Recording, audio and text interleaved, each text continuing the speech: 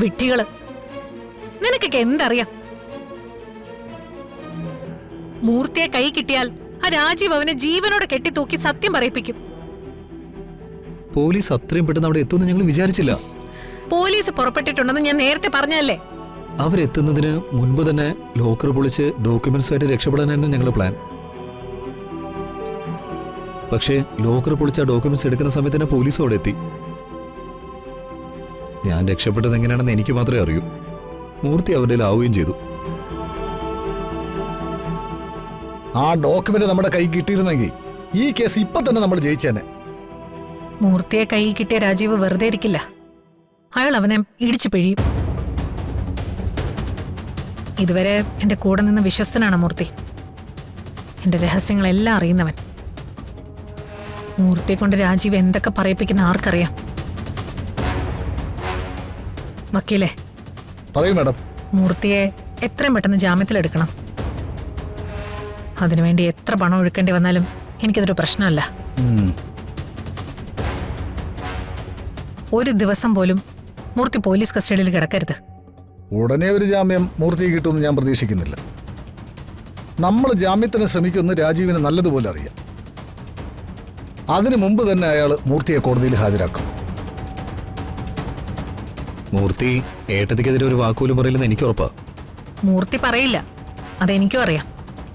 പക്ഷെ രാജീവ്, അയാള് മൂർത്തിയെ ഇടിച്ച് ചതച്ച് രഹസ്യങ്ങൾ ചോർത്തും.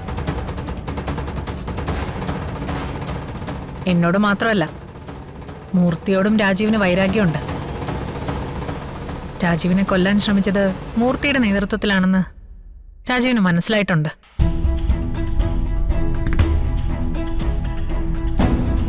മൂർത്തിയെ രക്ഷിക്കാൻ പിന്നെ എന്താണൊരു വഴി?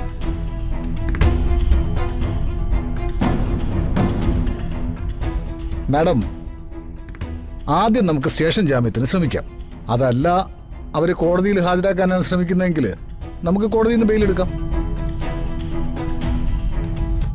പോലീസ് റിപ്പോർട്ട് ശക്തമാണെങ്കിൽ ചിലപ്പോൾ റിമാൻഡും ചെയ്യാം. ഇനി അതല്ല, പോലീസ് കസ്റ്റഡി ആവശ്യപ്പെട്ടാൽ ചിലപ്പോൾ 1-2 ദിവസം പോലീസ് കസ്റ്റഡിയിൽ വിട്ടെന്നും വരാം. അതന്വേഷിക്കാനുള്ള ഏർപ്പാടൊക്കെ ഞാൻ ഇപ്പം തന്നെ ചെയ്യാം മാഡം. അത് മാത്രം പോരാ വക്കീലേ. അമ്മാവിന്റെ കേസ് വാദിക്കാൻ സുഗതൻ മേനോനുമായി കോടതിയിൽ എത്തുന്നതിന് മുൻപ് ഗോകുലിന്റെ കാര്യത്തിൽ ഒരു തീരുമാനത്തിലെത്തണം. അയാളുടെ ശ്രദ്ധ തിരിക്കാൻ മറ്റെന്തെങ്കിലും കൂടെ ചെയ്തേ പറ്റൂ. നമുക്ക് അയാളുടെ കുട്ടിയെ തട്ടിക്കൊണ്ട് പോയാലോ? അത് റിസ്ക് ആണ്, പ്രത്യേകിച്ചും കുട്ടി ഇങ്ങനെ ഒരു അവസ്ഥയിലിരിക്കുമ്പോൾ. റിസ്ക് എടുക്കാതല്ലോ വക്കീലേ അവന്തിക ഇങ്ങനായത്.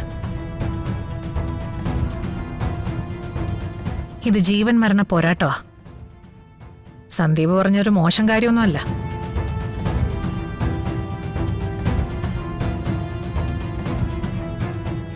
അങ്ങനൊരു റിസ്ക് എടുക്കാതെ ഈ കേസിൽ ജയിക്കാൻ പറ്റില്ല എന്ന് വന്നാ ആ റിസ്ക് എടുക്കുക തന്നെ വേണം.